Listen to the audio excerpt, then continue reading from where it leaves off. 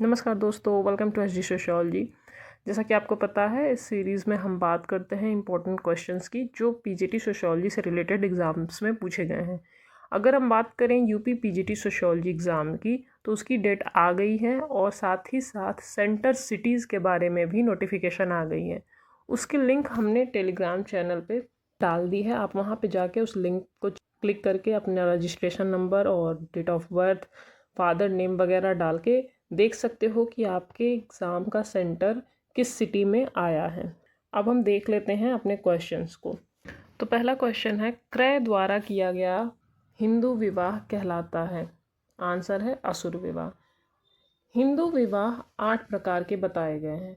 उनमें से ऊपर के 4 उच्च कोटि के और नीचे के 4 निम्न कोटि के आते हैं। निम्न कोटि के विवाह के अंतर्गत गांधर्व विवाह, असुर विवाह, पैशाच विवाह, राक्षस विवाह, ये 4 विवाह आते हैं। और उच्च कोटि के विवाह के अंतर्गत आते हैं ब्रह्म विवाह, दैव विवाह, आर्ष विवाह, प्रजापत्य विवाह। प्रजापत्य विवाह में सबसे इम्पोर्टेंट लाइन होती है, तुम दोनों आजीवन सुखी पूर्वक जीवन यापन करो, ये बोल के माता पिता कन्या और पुरुष का विवाह कर देते हैं। और आर्ष विवाह में ऋषि मुनियों की अगर इच्छा होती है विवाह करने की, तो वो एक जोड़ी बैल या गाय दान देकर कन्या से विवाह कर लेते हैं। देव विवाह में पुरोहित के साथ अपनी कन्या का विवाह कर देना शामिल है। और ब्रह्म विवाह सबसे उच्च कोटि का विवाह माना जाता है, जहाँ पे कन्या के लिए योग्य वर ढूंढ के परिवारजन उसका विवाह कर देते हैं। तो ऑलरेडी हिंदू विवाह के प्रकारों में हमने इसके बारे में अच्छे से बात करी। आप चाहो तो वो वीडियो भी देख सकते हो। सेकेंड क्वेश्चन है, हिंदू विवाह अधिनियम 1955 में मनाही है किस प्रकार के विवाह की? सपिंड विवाह की। नेक्स्ट क्वेश्चन है, युद्ध सामाजिक विघटन का उग्रतम रूप है, यह कथन किसका है? तो यह कथन है एलियट एंड मेरिल का। और इन्होंने अपनी ये बात अपनी फेमस बुक सोशल डिसऑर्गेनाइजेशन में की थी। तो सोशल डिसऑर्गेनाइजेशन 1934 में आई थी। वो किसकी है? वो एलियट एंड मेरिल की है।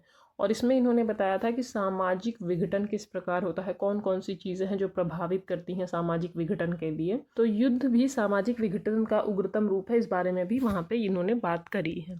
अगले क्वेश्चन की हम बात कर लेते हैं, जो कि दुर्खिम से रिलेटेड है। दुर्खिम द्वारा दी गई समाज शास्त्र की विषय वस्तु में सम्मिलित है। इमाइल दुर्खिम ने समाज शास्त्र की विषय वस्तु को 3 भागों में वर्गीकृत किया था। इनका मानना था कि समाज शास्त्र सामाजिक स्वरूप शास्त्र मॉर्फोलॉजी के बारे में अध्ययन करता है, साथ ही साथ सामाजिक शरीर शास्त्र यानी फिजियोलॉजी के बारे में अध्ययन करता है। तीसरा सामान्य समाज शास्त्र मीन्स जनरल सोशियोलॉजी।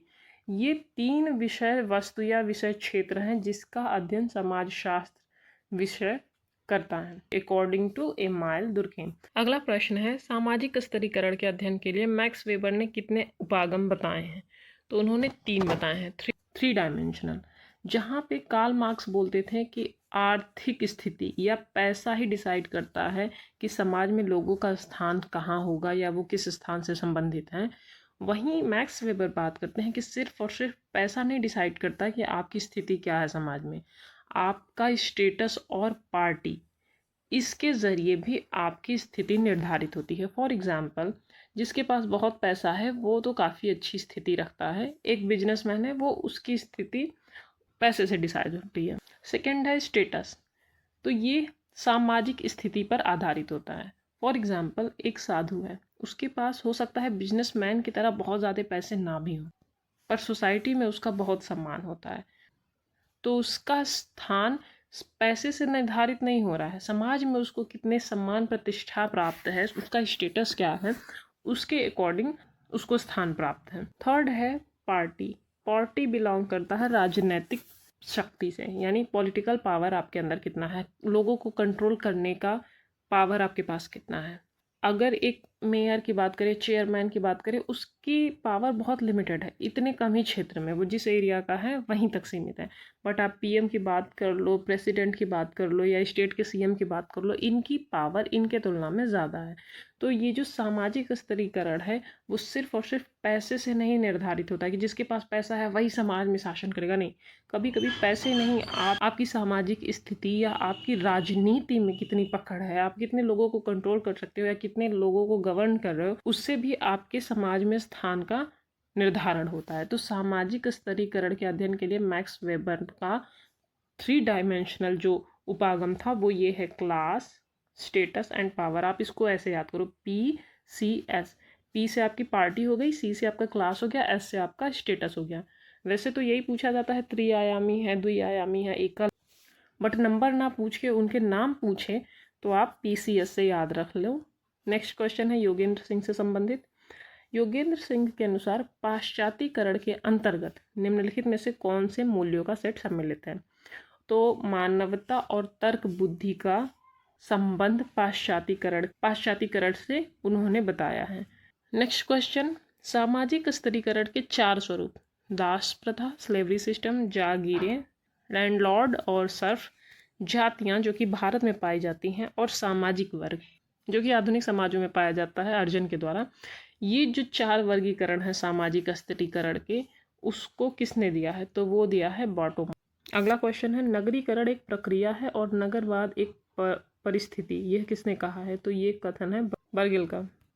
अगला प्रश्न, कृषक समाज आधा समाज है, ये किसने कहा है? तो इसका आंसर है जॉर्ज फास्टर। अगला प्रश्न है, पंचायती राज के द्विस्तरीय मॉडल की सिफारिश की गई थी, किसके द्वारा?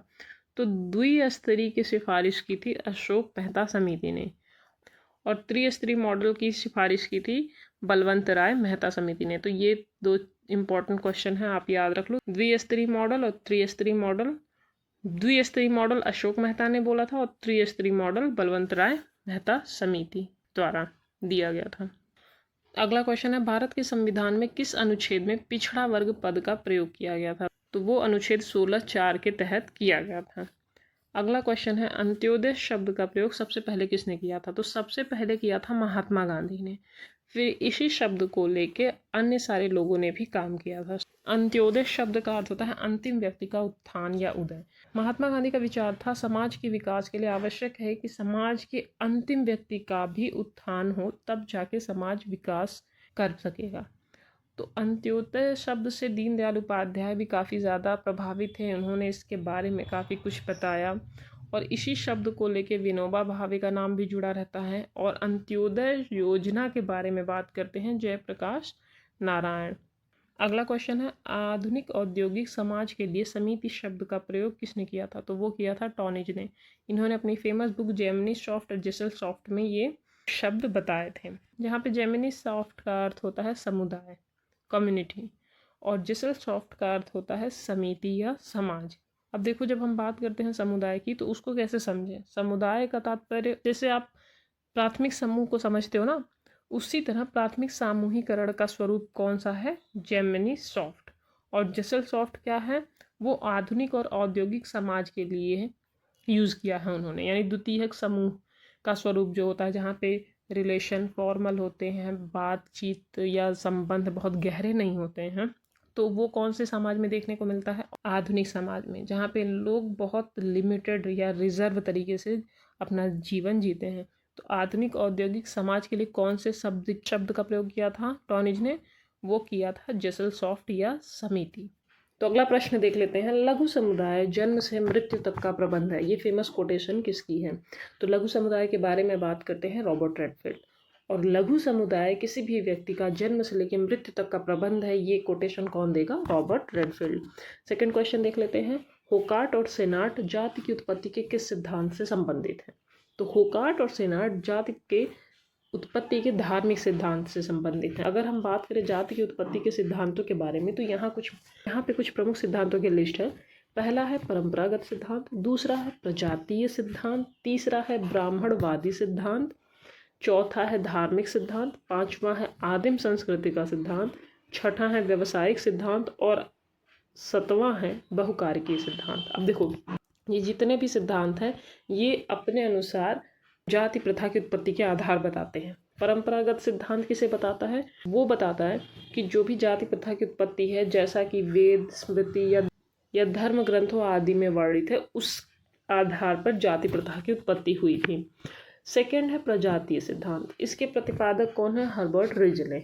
इसे याद कैसे रखोगे? प्रजाति में ज आ रहा है, हर्बर्ट रिजले में भी ज आ रहा है, तो ज से ज नाम रिलेट करके आप याद रखना कि प्रजातीय सिद्धांत के प्रतिपादक कौन है? Herbert Risley. और साथ ही साथ घूरे और मजूमदार भी हैं। इनके अनुसार विभिन्न प्रकार की प्रजातियां रहीं आपस में उनके संघर्ष हुए, आगमन हुआ भारत में, और ये विभिन्न प्रजातियों के जरिए जाति प्रथा की उत्पत्ति हुई। नेक्स्ट है ब्राह्मणवादी सिद्धांत। इससे रिलेटेड नाम है अब्बे दुबोयस। दुबोयस ने अपनी बुक में ये बताया कि ब्राह्मणों की चतुराई और राजनीति के चलते उनका स्थान हमेशा उच्च ही रहा। वो जानबूझ के अपना स्थान ऊंचा ही रखते थे और बाकी को अपने से नीचे रखते थे, क्योंकि उन्हें उसके लाभ दिखते थे। तो इसीलिए ये ब्राह्मणों की चालाकी और मनमानी और राजनीतिक बातों पे जोर देते हुए बात करते हैं। तो इसीलिए इस सिद्धांत का नाम है ब्राह्मणवादी सिद्धांत। नेक्स्ट सिद्धांत है धार्मिक सिद्धांत। प्रतिपादक कौन है? होकार्ट और सेनार्ट, जैसा कि पिछले स्लाइड में हमने बात करी थी। और इनका मानना था कि जो धार्मिक कृत्य होते हैं उन्हीं के आधार पर लोगों में विभाजन देखने को मिला।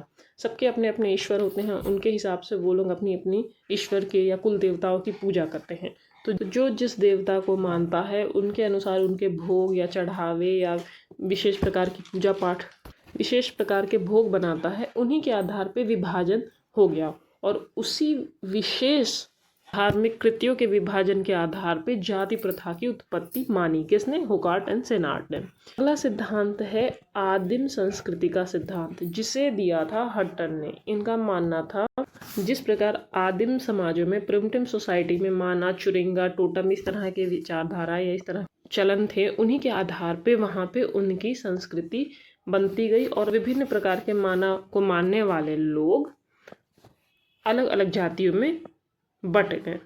इस प्रकार जाति प्रथा की उत्पत्ति हुई। हालांकि हट्टन ने आदिम संस्कृति का सिद्धांत स्टार्टिंग में दिया, फिर बाद में वो बहुकारकी सिद्धांत पर आ गए। देखो यहाँ पे भी लिखा है हट्टन ही है। और इन्होंने कई सारे कारक को खोजा जाति प्रथा की उत्पत्ति के पीछे। ये नहीं है कि सिर्फ और सिर्फ प्रजातीय सिद्धांत है या ब्राह्मणों की चाल है, धार्मिक कृत्यों के आधार पर बांटा गया है। मतलब ये सारी चीज़ें भी कारण हो सकती हैं, बट एक ही कारक आप नहीं मान सकते हो। तो इन्होंने बाद में बहुकारक सिद्धांत दिया, जिसमें उन्होंने 14 कारकों की खोज की। तो बहुकारकीय सिद्धांत जाति प्रथा की उत्पत्ति का किसने दिया? हट्टन ने। या आदिम संस्कृति का सिद्धांत, तो वो भी हट्टन ने दिया था। ब्राह्मणवादी सिद्धांत अब्बे दुबोए 12वीं शताब्दी में इन्होंने दिया था। और इनका मानना था कि ब्राह्मणों के चालाकी, राजनीति या मनमानी के कारण वो हमेशा जाति संस्तरण में अपना स्थान ऊंचा ही बनाए रखते थे, तो इसलिए जाति प्रथा की उत्पत्ति हुई होगी। प्रजातीय सिद्धांत की अगर हम बात करें तो विभिन्न प्रकार की प्रजातियां हुई, एक पराजित, एक विजय। आक्रमणों के दौरान तो विजय लोगों का एक जाति हो गया, पराजित लोगों की एक जाति हो गई, और कुछ लोगों ने पराजित लोगों के स्त्रियों से विवाह जो किया, तो मिश्रित प्रकार की जो संतानें उत्पन्न हुई उनकी अलग जाति बन गई। तो प्रजातीय सिद्धांत इस तरह देखता है जाति प्रथा की उत्पत्ति को। और एक जो बच गया है व्यवसायिक सिद्धांत, उसके बारे में भी बात कर लेते हैं। ऑलरेडी हमने इसके बारे में एक बार डिस्कस किया हुआ है। व्यवसायिक सिद्धांत को दिया था नेस्फील्ड ने। इनकी फेमस कोटेशन है, व्यवसाय और व्यवसाय ही केवल जाति प्रथा की उत्पत्ति का कारण है। यानी व्यवसायों के आधार पे जाति प्रथा की उत्पत्ति हुई। जो जिस प्रकार का व्यवसाय करता था, जिस प्रकार का कार्य करता था, वैसे ही उसकी जाति बनती गई।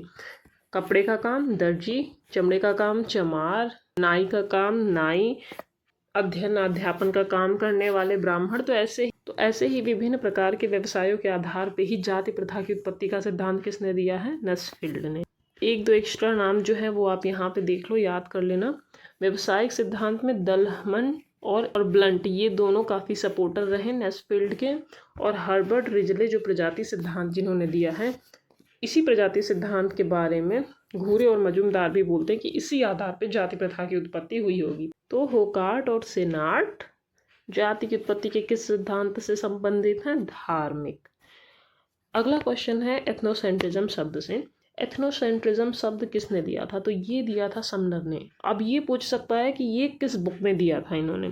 तो अपनी फेमस बुक फोकवेज में ही इन्होंने एथनोसेंट्रिज्म, जाति केंद्रवाद शब्द के बारे में बात करी थी। और इसी बुक में इन्होंने इन ग्रुप आउट ग्रुप, अंतः समूह बाह्य समूह के बारे में भी बात करी थी। तो अंतः समूह बाह्य समूह वर्गीकरण या अवधारणा किसने दी है? वो तो समनर ने दी ही है। साथ ही साथ एथनोसेंट्रिज्म, निर्जाति केंद्रवाद, अपनी ही संस्कृति को श्रेष्ठ मानना और दूसरे की संस्कृति को कमतर आंकना, ये होता है एथनोसेंट्रिज्म। नृजाति केंद्रवाद। और एथनोसेंट्रिज्म से ही बिल्कुल विपरीत या बिल्कुल अपोजिट कॉन्सेप्ट है कल्चरल रिलेटिविज्म, सांस्कृतिक सापेक्षवाद, जहाँ पे संस्कृति को एक ही चश्मे से नहीं देखा जाता कि मेरी अपनी संस्कृति की तुलना में हम देख रहे हैं कि हाँ इसकी संस्कृति कैसी है कैसी नहीं। हर संस्कृति की अपनी इम्पोर्टेंस होती है, वो अपने भौगोलिक परिस्थितियों, लोगों के रहन सहन आदि के आधार पर निर्धारित होती है। तो एक लाइन में अगर हम बोले तो हर संस्कृति का अपना एक इतिहास होता है और उसे दूसरे किसी के संस्कृति के मापदंड के आधार पर नहीं मापा जा सकता। ये बात करती है कल्चरल रिलेटिविज्म। और ठीक इसकी अपोजिट कॉन्सेप्ट क्या है? एथनोसेंट्रिज्म यानी नृजातीय केंद्रवाद। अगले क्वेश्चन को हम देख लेते हैं। ग्रामीण नगर दोनों के पारस्परिक प्रभाव को व्यक्त करता हो वो क्या कहलाता है? वो कहलाएगा ग्रामीण नगरीय सातत्य। ये अवधारणा दी थी सोरोकिन और जिमरमैन ने, बट इस पे बहुत ज़्यादा काम किया या आगे डेवलप्ड किया था रॉबर्ट रेडफील्ड ने।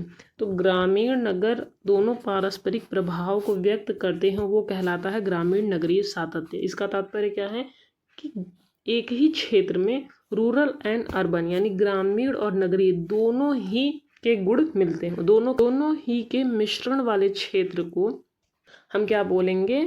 ग्रामीण नगरीय सातत्य। देखो एक क्षेत्र है, वो ना पूरी तरह से गांव है ना पूरी तरह से शहर है, वहाँ पे ग्रामीण क्षेत्र के भी गुण दिखाई देंगे या रहन सहन या प्रभाव या तरीके, और शहरी क्षेत्र की भी चीज़ों का समावेश होगा। तो ऐसी स्थिति में ना वो पूरी तरह गांव है ना वो पूरी तरह नगर, मध्य स्थिति है उस क्षेत्र की। तो मध्य स्थिति वाले क्षेत्र को या दोनों के मिश्रण वाले क्षेत्र को क्या बोलते हैं? ग्रामीण नगरीय सातत्य। और लास्ट क्वेश्चन है होमो हायरार्किस बुक किसकी है? तो वो लिखी थी लुई डूमो ने।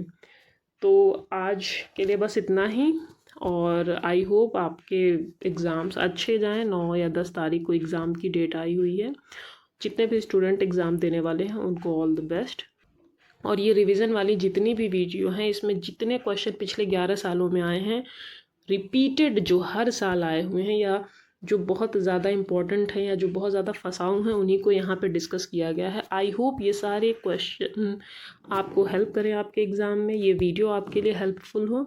अगर आपको वीडियो अच्छा लगे तो लाइक शेयर सब्सक्राइब करना ना भूलना। अगर कहीं पे कोई पॉइंट मिस हो रहा हो या कोई गलती हो रही हो तो आप बता सकते हो कमेंट बॉक्स में। तो आज के लिए बस इतना ही, धन्यवाद।